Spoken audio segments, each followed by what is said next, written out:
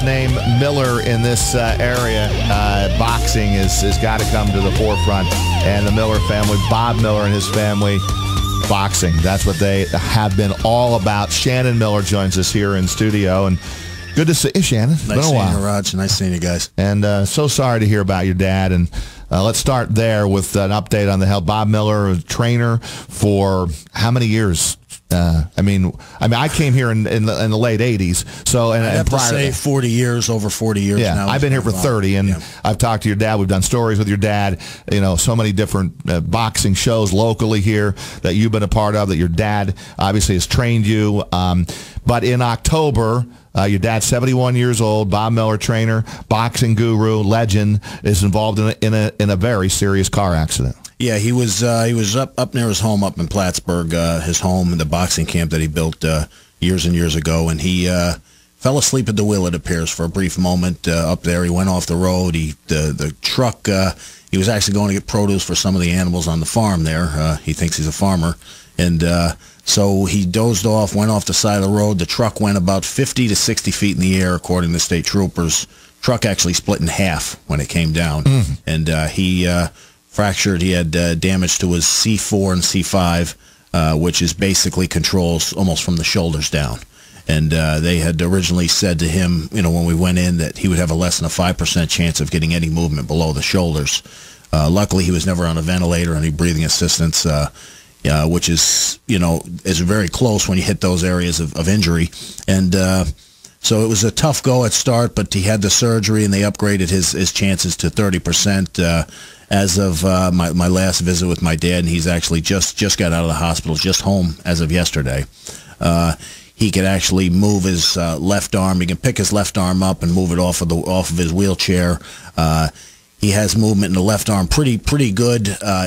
You know, there's different muscle groups moving it off and then trying to move it back, or two different sets of muscle groups. So he can pick his arm up off of his body and off of his chair. He's starting to get some feeling now in the right arm, lower in the right arm. So he's constantly pushing me, though, for rehab, physical therapy, different training, and different clinical trials. So that's been my job, is to try to find you know, a training regimen and a way back. Safe to say, though, a lot of fight in your dad, because that's the upbringing here, right? He's fighting this. Yeah, he was, you know, and I've said this before, and you know, I've seen my father in a new light since this injury, because I'll be honest with you, it would break me to see him going through what he is. And he had said to me, "Shannon, I've never given up before, and I'm not going to start now."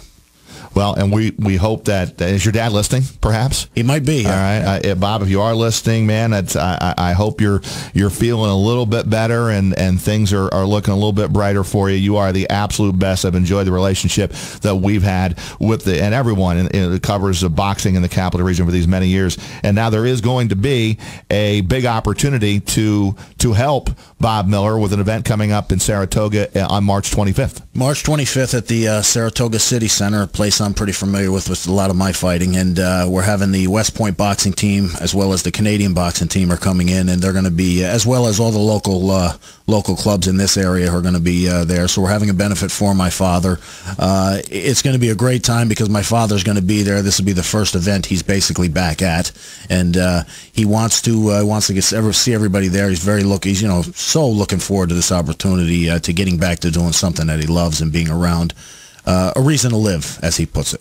And all proceeds, Shannon, from this event will be donated to the Bob Miller Fund for a specialty van and wheelchair.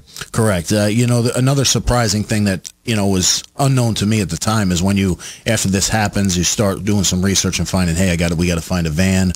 We've got to, there's all these expenses that you don't think about. You know, some of these wheelchair vans are $60,000, $70,000, $80,000, and who would ever think that until you have to look at these things? And for me, it was completely baffling. And I thought, where do people come up with this money for the things that are needed?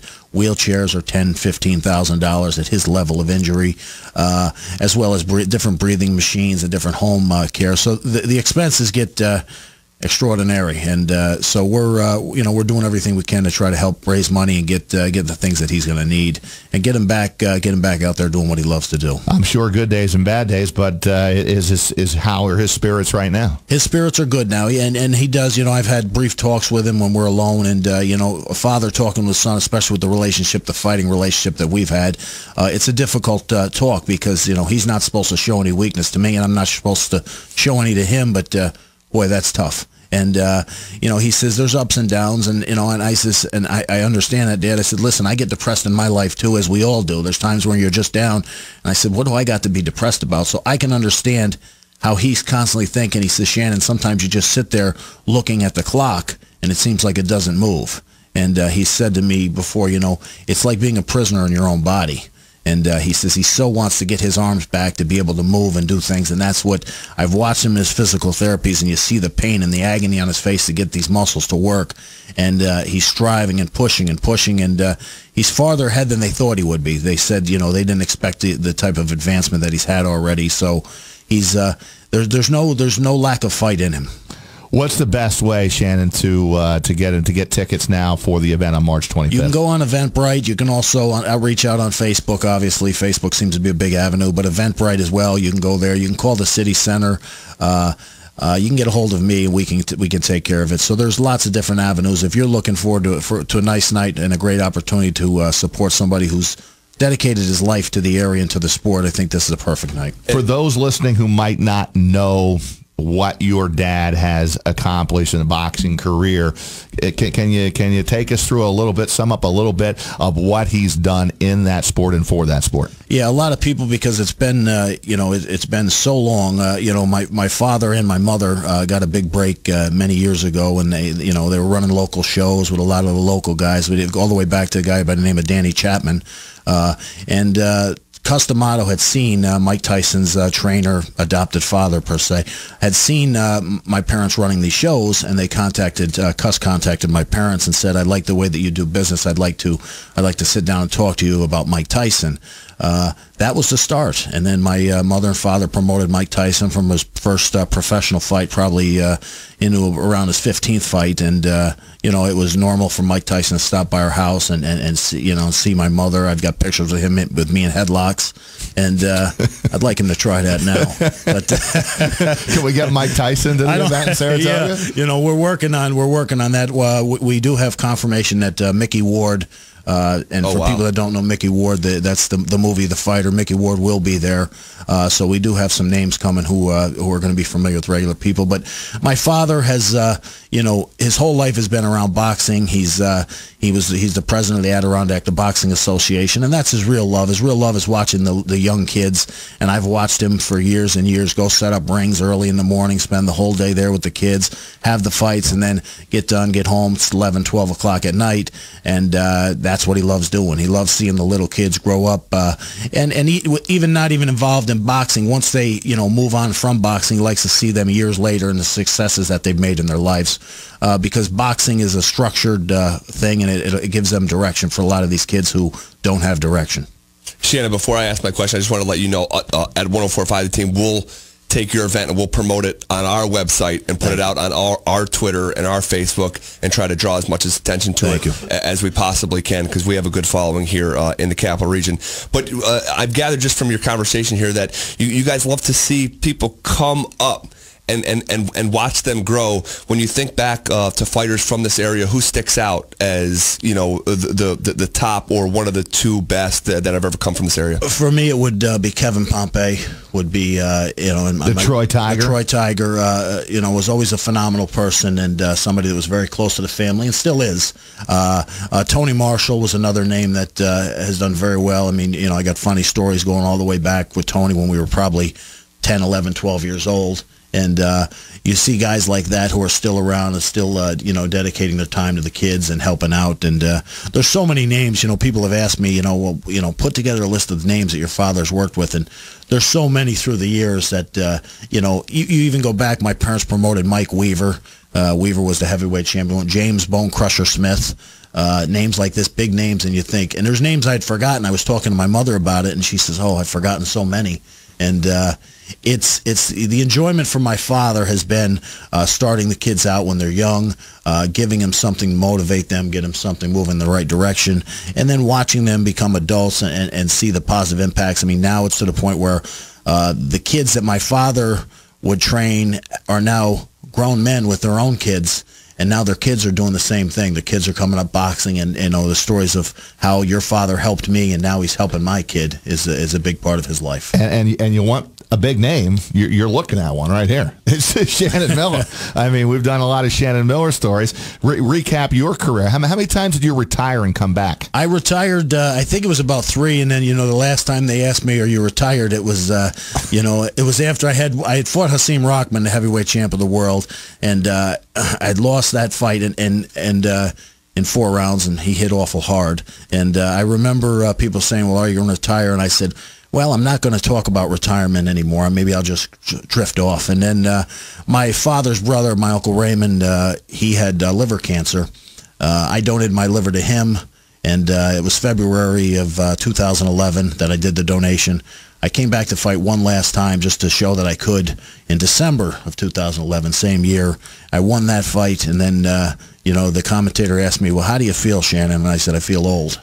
And that was it. There was no more retirements for me. I just wanted to drift off. But I had, you know, I had the Vinny Matalone. I fought at the City Center, which was the fight of the year in 2005 on ESPN. I fought down at Madison Square Garden for the New York State heavyweight title on an HBO card. I fought Hasim Rahman. I've had big fights, and you know, I've enjoyed it. I've enjoyed my career, but all things come to an end. What's the hardest you ever been hit? That would probably be, I'd have to give it to Hasim Rahman because I felt the punches, although I don't want to jip Vinny Matalone because he would hit me so hard that I didn't even know it. All of a sudden I'm down on the ground and I'm wondering, well, how'd I get down here? And you know, I laugh about it and I tell my family, I said, watch the video of the fight on ESPN, and I jump up after the first knockdown and I look down at my feet and I went, did I get tripped or what just happened there? No idea I'd even been hit. You're just down. And it's funny because you hear the commentators on TV go, he's hurt, he's hurt.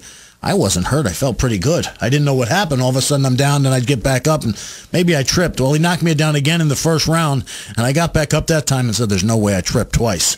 So and all this time, your dad's in your corner, right? Oh, and my father's in my corner, and I understand, you know, the agony that fathers go through, because my son, Devin, who's now 16, had his first boxing match when he was 8, and it was at the Turning Stone Casino. And I would rather fight a mountain lion than watch my son have to fight. Oh, wow. It is the most brutal thing, because as a father, you're trying to protect your kids, and listen, there's nothing you can do when you're outside the ropes. And so I understood and I learned to appreciate what my father was going through the years, because, and my father said to me later on, he said, Shannon, when you started boxing, it was fun. But then when you started fighting these real big guys, it wasn't fun anymore. It was scary.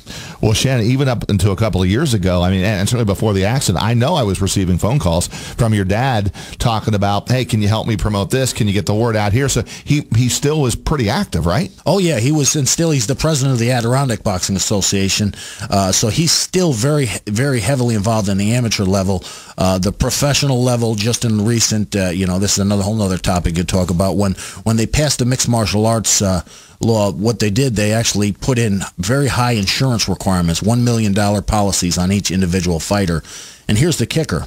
As of right now, there are no insurance agencies that will write the policy.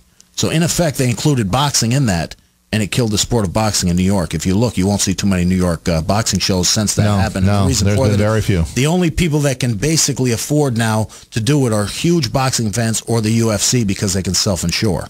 Beyond that, you can't do it. Small local shows are gone. Well, there's one big show coming up on March the 25th. So go ahead and give me all the details again, because we want to get as many people up there that night. It's an evening thing, right? If the event starts at 6 p.m. Yep, March 25th at the Saratoga City Center. It's the West Point boxing team coming in, as well as a Canadian boxing team, as well as local boxing clubs in this area. Tickets are $20 in advance, $25 at the door. You can also buy ringside $50, and dinner tables includes a nice dinner. I believe it's Three Vines. Is that the Three Vines is doing the catering? Yes. So there are tables available as well. It's going to be a great night. You're going to have some big celebrity names out there, and just a good night to support somebody who's done a lot for this area. There's no question. No better man than your dad, and if he's listening, again, we wish him everything in the recovery from this terrible accident, and we will do everything we can to pack the city center on March 25th. Thank you, Raj. Thank you, Shannon. Appreciate it.